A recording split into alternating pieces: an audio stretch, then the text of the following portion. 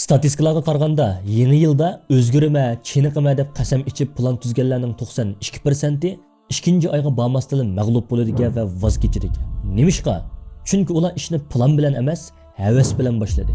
Havas xuddi quruq samonga tutashgan o'tga o'xshaydi. U tez yanadi, bek yo'riq chaqnaydi. Ammo uning tegitekti yo'q bo'lib, ko'yibla kul bo'ladi, tezli o'chadi. Bizning, ya'ni millatimizning hozirgi Ramazonlik holatimizmi dal shunga o'xshaydi. Bugun Ramazonning oxiri, masjidlar liq to'ldi. Yoshlarimiz sajdada yig'lab duo qilyotdi. Vatan uchun, din uchun jinimni berma deb takbir to'layotdi. Bu bakmi go'zal. Lekin men bugun sizga intayin ochiq, ammo real bir bishorat beray.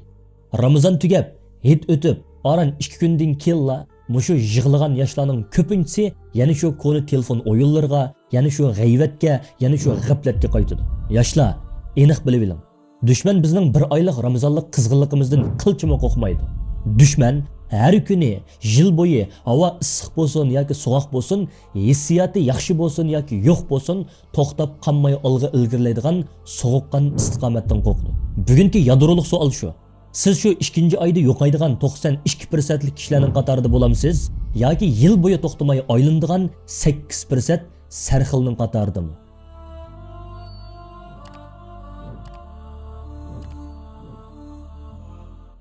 Assalomu alaykum izbosar qayrindishim. Biz hayotimizdagi ikki cho'ng uqumni butunlay bir-birsiga aralashtirib oldik. Havas va g'oya.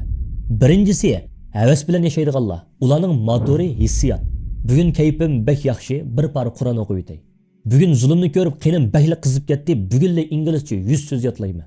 Ammo bugun osmon tutuq kayfiyatim yo'q, hech ish qilmayman. Havas bilan yashaydigan odam dal ovi velosipedga o'xshaydi.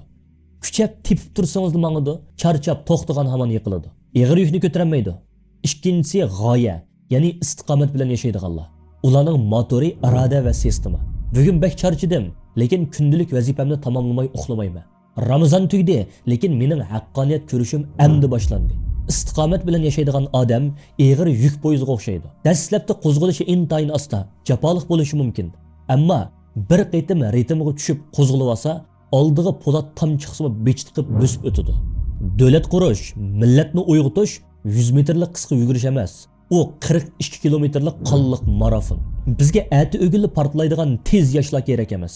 Balki 30 yil zerikmay to'xtamaydigan polatdek yoshlar kerak. Bir kuni sahobalardan Sufyan ibn Abdullah payg'ambarimizdan bir buyuk savolni so'radi. Ey Allohning elchisi, menga islomda shundoq bir so'zni aytib berginki, onu bilgandan keyin boshqa hech kimdan savol so'rashning hojati qolmasin.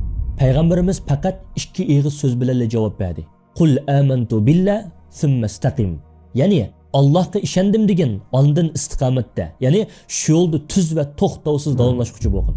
Inson tabiati uchun eng qiyin ish bir ishni zerikmasdan, uzildirmasdan qilishdir.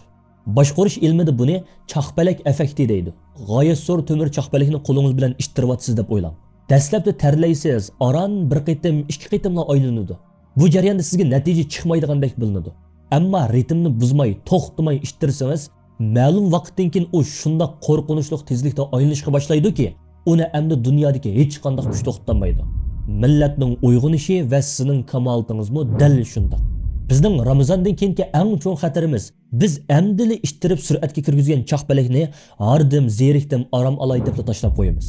Kelar yili noldan yana qayta boshlaymiz. Bu biz qilayotgan eng cho'ng tarixiy ahmoqlik. Sizcha istiqomatning eng cho'ng dushmani nima? Dushmanning qurol yarog'imi? Yo'q. Eng cho'ng xatarlik dushman zerikish. Hech kim ko'maydigan bir bulungda har kuni atdiganda 10 bet kitob o'qish, har kuni sistemalik 5 so'z yodlash intayin zerikishlik. Ammo ey izbosar, tarixdagi barliq buyuk muvaffaqiyatlar dal shu zerikishlik ishlarni uzildirmay qilish orqali borliqqa kelgan. Hozir siz yuragingizga qarang. U har kuni 100 ming qitim so'qidi. U sizga yalvorib, "Men bugun bak zerikdim, bugun so'qmay turay" demdi. Yoki "Bugun kayfiyatim baxtli yaxshi, bugun 1 million qitim tez so'qib o'tay" demdi. Yo'q, u sovuqqonlik va mutlaq istiqomat bilan o'z ritmida so'qidi. Chunki u to'xtagan kuni siz o'lisiz. Millatning davosi dal sizning shu yuragingizga o'qishi kerak. Uning har kuni qiziqarliq, qon qaynatadigan, hayajonlantiradigan bo'lishi shart emas. Ammo qiyomatgacha to'xtab qolmasligi shart. Ramazon ketidi, ammo bizni yaratgan Rabbimiz hargiz ketmaydi. Ramazon ketidi, ammo vatanning dardi, millatning ustidagi zulm ketmaydi. Undaqda bugungi sizning 25-topshiriqingiz. Hozirla qo'lingizga bir qog'oz oling.